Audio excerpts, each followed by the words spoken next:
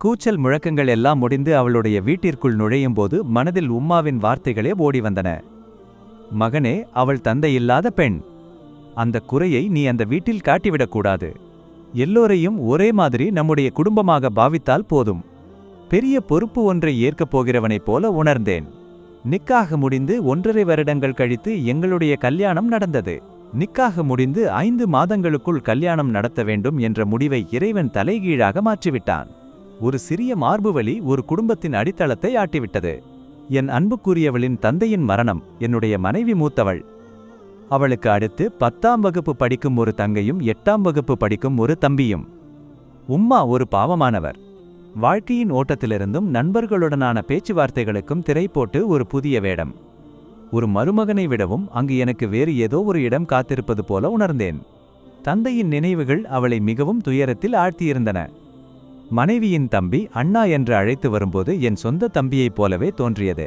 புதிய கம்மல்கள், வளையல்கள், வண்ணக் காகிதங்கள், ஆடைகள் எல்லாம் குவித்து வைத்திருந்த அவளுடைய தங்கைக்கு இனி அவற்றை வாங்கிக் கொடுக்க அந்த வீட்டில் தந்தை இல்லை. உம்மாவும் உப்பாவும் அடிக்கடி எங்களை பார்க்க விருந்துக்கு வருவார்கள். நீ அவளுடைய வீட்டில் அவர்களுக்கு ஒரு தாங்காக இரு, அதற்கான கூலியை இறைவன் தருவான் என்று உப்பா கல்யாணத்திற்கு முன்பே சொல்லியிருந்தார். நிக்காஹில் உஸ்தாதின் கையை பிடித்து சம்மதம் கொடுத்தவர் அவளுடைய மூத்த தாத்தா. எந்த தேவைக்கும் என் உப்பாவும் உம்மாவும் துணையாக இருக்கிறார்கள். பலர் பேசியதாக கேள்விப்பட்டேன். புரளி பேசும் நாவிலிருந்து வந்தது, அந்த பையன் மொத்தமும் கஷ்டத்தில் இருக்கிறான், அவளையும் அந்த வீட்டில் மற்றவர்களையும் பார்க்க வேண்டிய நிலை வந்துவிட்டதே என்று. ஆனால் அவர்களுக்கு எங்கே தெரியும் இந்த பொறுப்பை நான் எவ்வளவு மகிழ்ச்சியுடன் செய்கிறேன் என்று. ஒரு தந்தை பள்ளிவாசலுக்கு செல்லும் வீட்டிற்கு கல்யாண மாப்பிள்ளையாக நுழையும்போது அங்கு ஒரு புதிய பிள்ளை மட்டுமல்ல, ஒரு குடும்பத் தலைவனும் பிறக்கிறான்.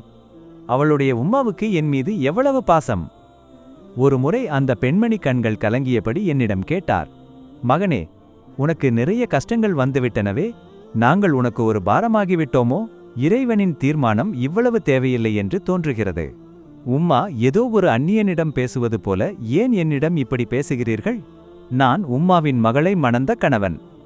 எப்போதும் வந்து உணவு சாப்பிட்டு தூங்கிவிடும் ஒரு மருமகனாக இருப்பதை விட இப்படி இருப்பதில் நான் மகிழ்ச்சியாக இருக்கிறேன் உம்மா. அது மகனே, எனக்கு சோகம் வந்தபோது, உம்மா, இனி இந்த வார்த்தையை என்னிடம் பேச வேண்டாம். இங்கு என்னுடையது உங்களுடையது என்று எதுவுமில்லை, நம்முடையது என்று மட்டுமே இருக்கிறது.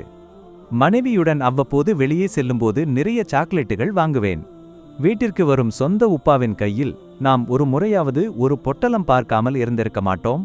இன்று நான் அந்த பங்கை அழகாக செய்தேன். அவர்களுக்கு அந்த வலியை உணரவிடவில்லை. என்னுடைய சொர்க்கமான என் பொன்னான உம்மா அவளுடைய உம்மாவுடன் எப்போதும் பேச்சிலிருப்பார். என் வீட்டிற்கு செல்லும் நாளில் சிறிய தம்பி சொல்வான், அண்ணா, வரும்போது பிளே ஸ்டேஷன் கொண்டு வருவீங்களா? பாவம், உப்பாவிடம் மறந்து சொல்வது போல சொல்லிவிட்டான். அவளுடைய உம்மா உடனே சொன்னார், ஏய் வேண்டாம் மகனே, அவனுக்கு பைத்தியம். எப்போதும் அதிலேயே இருப்பான். நீ கொஞ்சம் அடங்கியிரு ரிஸ்வான். உம்மா, ஏன் அவனிடம் கோபப்படுகிறீர்கள்? நான் கொண்டு வருகிறேன் என்றேன். வெயிலில் வாடிய அந்த சிறு தம்பியின் முகம் நிலவொளியில் சந்திரனைப் போல பிரகாசித்தது. எல்லாவற்றையும் பார்த்து செய்து கொடுப்பதை கண்டதால் என் மனைவிக்கு என் மீது அவ்வளவு அன்பு. அவள் ஒரு ஆசையும் கேட்பதில்லை. ஒரு சுரிதார், சேலை, தங்கம் எதுவும். காலணி தேய்ந்து போனதை, விரலில் புண் இருப்பதை பார்த்தபோதுதான் அறிந்தேன். ஏன் பெண்ணே, நீ ஒரு ஆசையும் என்னிடம் கேட்பதில்லை? ஒரு சிறிய மோதிரம் கூட வேண்டும் என்று சொல்வதில்லையே? அது பின்னே இக்கா, இப்படியே போதும். இப்போது என்னத்துக்கு நிறைய ஆடைகளும் தங்கமும்? இறந்து போகும்போது நாம் எடுத்துச் செல்வது 3 துண்டு துணிதானே? அது சரிதான், ஆனால் நீ என் நல்ல பாதி. உன்னை ஏற்றுக்கொண்ட பிறகு நான் ஒரு புதிய மனிதனாக மாறிவிட்டேன். ஒரு மருமகனின் இடம் வாழ்க்கையில் எவ்வளவு முக்கியம் என்று புரிந்து கொண்டேன். உன் வீட்டில் இப்போது எனக்கு ஒரு தந்தையின் இடம். நான் மிகவும் மகிழ்ச்சியாக இருக்கிறேன். இறைவன் நம்மை எவ்வளவு சோதிக்கிறானோ அவ்வளவு நாம் அவனுக்கு பிரியமானவர்கள். அதனால் பொறுமையாக இருக்க வேண்டுமென்று என் உம்மா சொல்லியிருக்கிறார். வீட்டு முற்றத்தில் ஒரு நாற்காலி இருக்கிறது. அதில் உட்கார்ந்தால் வீட்டு முற்றம் தெரியும். இப்போது என்னிடம் அங்குதான். நிக்காஹின் மனமும் மைலாஞ்சியின் மனமும் கலந்து 1000 கண்கள் பார்க்க அவளை கைப்பிடித்து அவளுடைய வீட்டிற்கு அழைத்து வரும்போது நாம் எப்போதும் விருந்தினராகவே இருக்கிறோம். ஆனால் 4 வேளை உணவை உண்டு புதியாப்பிள்ளை என்றும் மருமகன் என்றும் பட்டம் பெறும் நாம் இதயத்தில் உள்ள கண்ணீர் வற்றி நம்மை நம்பி கை கொடுக்கும் அந்த பெண்ணின் தந்தை ஒரு நாள் படியிறங்கி செல்கிறார். எதிர்பாராத ஒரு புதிய வேடம் நம்மை தேடி வருகிறது. அங்கு வரவு செலவு கணக்குகள் பேசாமல் முதுகு நிமிர்ந்து வாழுங்கள். உன் மனைவியின் குடும்பமும் உன்னுடையது என்ற எண்ணத்துடன்.